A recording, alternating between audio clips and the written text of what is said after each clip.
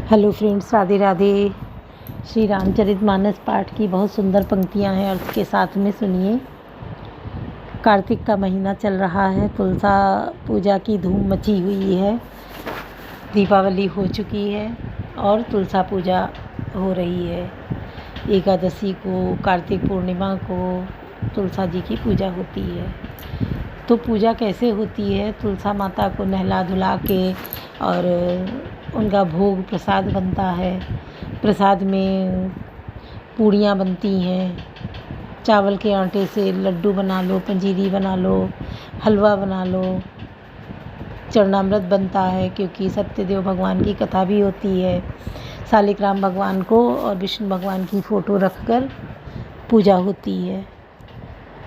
कलावा से शालिग्राम भगवान से और तुलसा जी से बांध दिया जाता है, कलावा को गांठ बांधी जाती है, फिर कथा कही जाती है। फिर तुलसा जी की कथा होती है, उनको लहंगा पहनाओ, चुनरी उड़ा दो और फूल बतासे, चूड़ी बिंदी सुहाग का सामान चढ़ाना, ये सब करके तुलसा जी की पूजा होती है। कथा भी होती है। तो तुलसा जी की कथा होती है कि एक बूढ़ी माँ थी, उनके बेटे थे, बहुएं थी। तो वो बहुत तुलसा जी की पूजा, गायों की पूजा बहुत करती थी। तो उनकी बहुएं जो थी वो परेशान हो जाती थी कि ये सुबह से दोपहर हो जाती है, खाने का नाम नहीं कि आए नहाएं खाएं, वो लोग भूखी बैठी रहें। पर ये मानती नहीं थी। ये जब तक पूरा कर नहीं लेती थी तब तक खाना नहीं खाती थी। सुबह से उठ के सारा झाड़ू लगाना, गायों के साफ़ सफाई करना, उनको चारा देना और फिर नहा धो के तुलसा जी की पूजा करना, विधि विधान से आरती करना, पूजा करना, सब करके तब वो खाना खाने आती थी। तो बहुएं कभी कभी खींच जाती थी, बोल भी देती थी कि बड़ा तुलसा जी की पूजा करती हैं, शालिग्राम भगवान को मानती हैं, देखते हैं मरेंगी तो इनको कौन उठाने आएगा। तो बोल देती थी, हाँ तुम लोग हाथ ना लगाना, शालिग्राम भगवान, हम विष्णु भगवान आएंगे हमको उठाने के लिए, तुम लोग मत हाथ लगाना। अब ये ऐसे करते करते टाइम बीत गया। हुआ क्या कि उनका भी अंतिम समय आया, तो उन्होंने प्राण त्याग दिए, बूढ़ी माँ ने। अब जब त्याग दिए तो वो पड़ी, तो होता क्या था कि चूल्हा तक नहीं जलता था, खाना कौन बनाए, कैसे बनाए। सब भूखे प्यासे पड़े बैठे और इनकी डेड बॉडी जो थी वो पड़ी। अब इनका सारा तैयारी हो गई, इनको उठाने की तैयारी हो गई, पर ये हिले ही ना, उठे ना। सब जोड़ लगाने में पड़े इनको उठाने में, क्योंकि इनके बेटे खुद के भी थे और ये उठे ना। पूरा दिन बीत गया, रात बीत गई, सब भूखे प्यासे बैठे कि मतलब ये उठे तो आगे काम बढ़े, सब कुछ खाए, नहाए धोए, खाए पिए। पूरा गांव सब बैठा भूखा, क्योंकि कोई मर जाता था तो पूरे गांव में कोई नहीं चूल्हा जलाता था। अब सब परेशान। दूसरा दिन आया तो सब बहुत खींचने कहने लगे, बड़ा अब अपने विष्णु भगवान पे इतराती थी, आए विष्णु भगवान उठाएं आके, देखे ये कैसे उठाते हैं। पड़ी हैं, अब हिलाई नहीं हिल रही हैं। तो देखा एक बूढ़े बाबा लठिया टेकते हुए चले आ रहे हैं।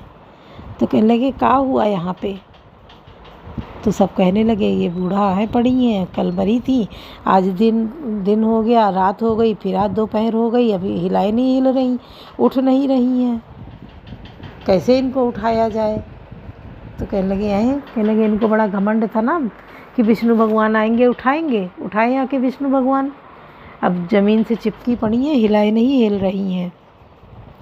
तो जो बूढ़े बाबा थे उन्होंने कहा, भैया उठाओ, तैयारी करो, उठाओ, हम भी हाथ लगा दें। तो सब फिर तैयारी करके वही उठाने के लिए लगे। तो ये जो बूढ़े बाबा आए थे इन्होंने भी हाथ लगाया उठाने के लिए। जैसे इन्होंने हाथ लगाया, उठ गई उनकी डेड बॉडी, उठ गई। उनके बेटे सब ले गए, उनका अंतिम संस्कार किया जाके। और देखा तो लौट के देखा तो वो बूढ़े बाबा गायब थे ही नहीं।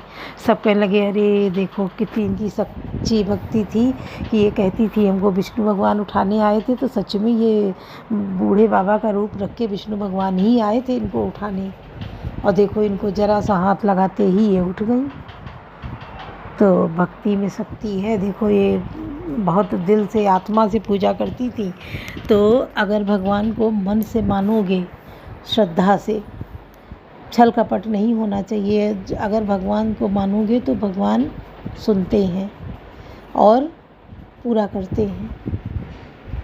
भगवान को बूढ़े का रूप लेके आना पड़ा और उन बूढ़ी माँ को डेड बॉडी में हाथ लगाना पड़ा, जिससे वो उठ गई तो सीधे बैकुंठ को चली गई, तर गई वो। तो भगवान पे विश्वास रखो, भगवान पे श्रद्धा रखो और सत्कर्म करो, सही रास्ते पे चलो, सच्चाई के रास्ते पे चलो। भगवान की बड़ी बड़ी बाहें हैं, कब किसको कितना दे दें, कब किससे कितना छीन लें, पल भर में कुछ भी कर सकते हैं। ये चीज़ तो बिल्कुल सच है कि राई को पर्वत करे, पर्वत राई माही। भगवान कुछ भी कर सकते हैं और ये एक अदृश्य शक्ति ही है भगवान, जिसको सब मानते हैं, क्योंकि उसके बिना दुनिया चलेगी ही नहीं।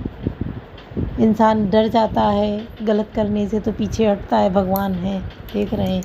किसी संकट में आता है तो भगवान को याद करता है कि भगवान संकट से उबार लो, बचा लो, ये ठीक कर दो। तो अंतरात्मा की आवाज़ जैसे द्रौपदी की गई थी कि द्रौपदी चीरहरण में परेशान हुई और पहले तो साड़ी को खींचती रही, बचाती रही, नहीं जब बचा पाई तो बिल्कुल हाथ फैला दिए अपने, कन्हैया संभालो, तुम ही हो लाज बचाने वाले, मैं तो हार गई, तुम ही बचाओ। जैसे इतना हाथ करके ऊपर किए, तुरंत साड़ी को बढ़ा दिया, वो खींचता गया, ढेर लगता गया, साड़ी बढ़ गई, लाज बच गई। तो सुनिए, बहुत सुंदर प्रसंग है। कवन सुखादि कठिन जग माही, जो नहीं होई तात तुम पाही। जन जल पसी जड़ जंतु कपि, सठ बिलोकि मंबाऊ, लोकपाल बल विपुल, सशीघ्र सन हेतु सब राहु। रावण ने कहा, अरे जड़ जंतु वानर, व्यर्थ बक बक न कर, अरे मूर्ख मेरी भुजाएं तो देख, ये सब लोकपालों के विशाल बल रूपी चंद्रमा को ग्रसने के लिए राहु हैं। पुनि नभ सरमम कर निकर, कमल निपर करिबास, हो भत भयो मराले वो शंभु सहित कैलाश। कवन सुकाज कठिन जग माही, जो नहीं होई तात तुम पाही। फिर तूने सुना ही होगा कि आकाश रूपी तालाब में मेरी भुजाओं रूपी कमलों पर बसकर शिवजी सहित कैलाश हंस के समान शोभा को प्राप्त हुआ था। तुमरे कटक माज सुनो अंगद सो, मोसन विरई कवन जोधा, बजताओ प्रभु नारी विरह बलहीना, अनुजता सुदुख दुखी मलीना। अरे अंगद सुन, तेरी सेना में बता ऐसा कौन योद्धा है जो मुझसे भिड़ सकेगा। तेरा मालिक तो स्त्री के वियोग में बलहीन हो रहा है और उसका छोटा भाई उसी के दुख से दुखी और उदास है। तुम सुग्रीव कुल द्रुम दो, अनुज हमार वीरु अति सो, जाऊँ अंत मंत्री अति बूढ़ा, सो कि होई अब समरा रूढ़ा। तुम और सुग्रीव दोनों नदी के तट के वृक्ष हो, रहा मेरा छोटा भाई विभीषण, सो वह बड़ा डरपोक है, मंत्री जाम्बवान बहुत बूढ़ा है, वह लड़ाई में क्या चढ़ उद्यत हो सकता है। शिल्पी कर्म जानई नल नीला, है कपि एक महाबलशीला, वह प्रथम नगर जय जा रहा, सुन बचन कहे बाली कुमारा। नल नील तो शिल्प कर्म जानते हैं, वे लड़ना क्या जाने। हाँ, एक बानर जरूर महान है, बलवान है, जो पहले आया था और जिसने लंका जलाई थी। यह वचन सुनते ही बालीपुत्र अंगद ने कहा, सत्य वचन कहूँ निश्चरना, साचियो की सकीन पुरदा, रावण नगर अल्प कपिदाई, सुनिए उस वचन सत्य को काई। हे राक्षस राज, सच्ची बात कहो, क्या उस बानर ने सचमुच तुम्हारा नगर जला दिया। रावण जैसे जग विजयी योद्धा का नगर एक छोटे से बानर ने जला दिया। ऐसे वचन सुनकर उन्हें सत्य कौन कहेगा। जो अति सुबट सराहे हूँ रावण, सो सुग्रीव केर लघु धामन, चलाई बहुत सो वीर न होई, पटुआ खबर लेन हम सोई। हे रावण, तुमको जिसको तुमने बहुत बड़ा योद्धा कहकर सराहा है, वह तो सुग्रीव का एक छोटा सा दौड़ कर चलने वाला हरकारा है। वह बहुत चलता है, वीर नहीं है। उसको तो हमने केवल खबर लेने के लिए भेजा था। कौन सो काज कठिन जग माही, जो नहीं हो तात तुम पाई। सत्यनगर कपिक जा रे हो, बिन प्रभु आय सुपाई, फिर न गयो सुग्रीव पही, ते भय रहा लुकाए। कौन सो काज कठिन जग माही, जो नहीं होए ताज तुम पाई। क्या सचमुच ही उस वानर ने प्रभु की आज्ञा पाए बिना ही तुम्हारा नगर जला डाला? मालूम होता है इसी डर से वह लौटकर सुग्रीव के पास नहीं गया और कहीं छिप रहा। सत्य कहे 10 कंठ सब मोहिना, सुनि कछु को न का मारे कटक अस तो संलरत जो सो। हे रावण, तुम सब सत्य ही कहते हो, मुझे सुनकर कुछ भी क्रोध नहीं है। सचमुच हमारी सेना में कोई भी ऐसा नहीं है जो तुमसे लड़ने में शोभा पाए। प्रीति विरोध समान सन करिय नीत असहाय, जो मृगमति पद बध मेढुपने भल के कहाइत को उताई। प्रीति और बैर बराबरी वाले से कहीं करना चाहिए। नीति ऐसी ही है, सिंह यदि मेढक को मारे तो क्या उसे कोई भला कहेगा? यद्यपि लघुता राम कहूँ ते बांधे बड़ दोष, तद्यप कठिन 10 कंठ सुनो छत्र जाति कर रोष। यद्यप तुम्हारे मारने में श्री राम जी की लघुता है और बड़ा दोष भी है, तथापि रावण सुनो, क्षत्रिय जाति का क्रोध बड़ा कठिन होता है। वक्र उक्ति धनु वचन सर दय दय और रिपुकीस, प्रति उत्तर सड़न मनऊ काढ़त भट दसीस।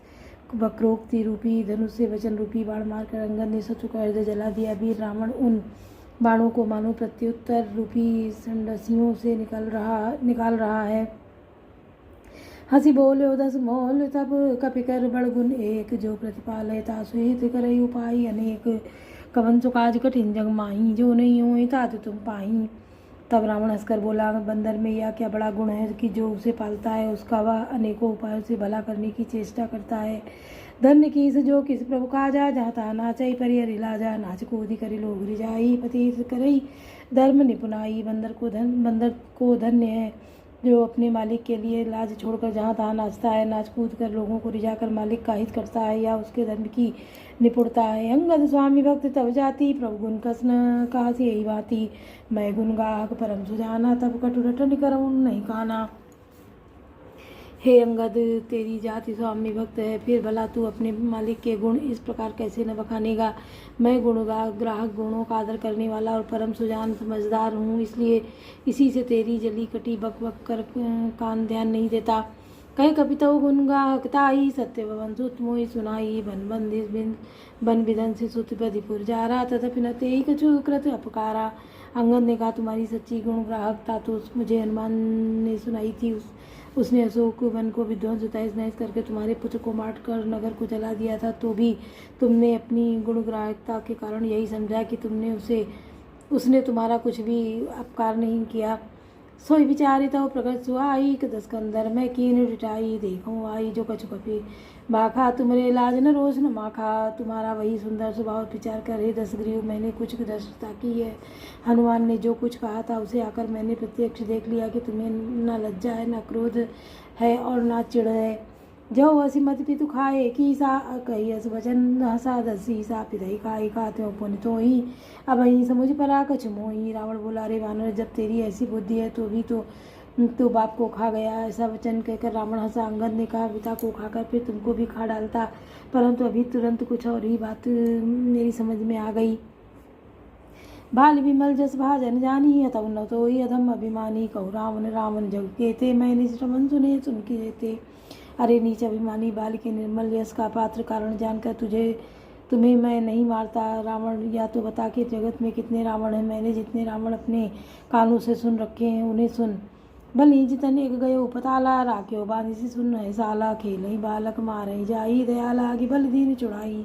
एक रावण तो बलि को जीतने पाताल में गया था, तब बच्चों ने उसे घुड़साल में बांध रखा। बालक खेलते थे और जाकर उसे मारते थे। बलि को दया लगी तब उन्होंने छुड़ा दिया। एक बहु सहस बुझ देखा, दाई धरा जिम जंतु विषेका। कौतुक लागी दमन भवन लय आवा, सो पुलस्ति मुनि जाई छुड़ावा।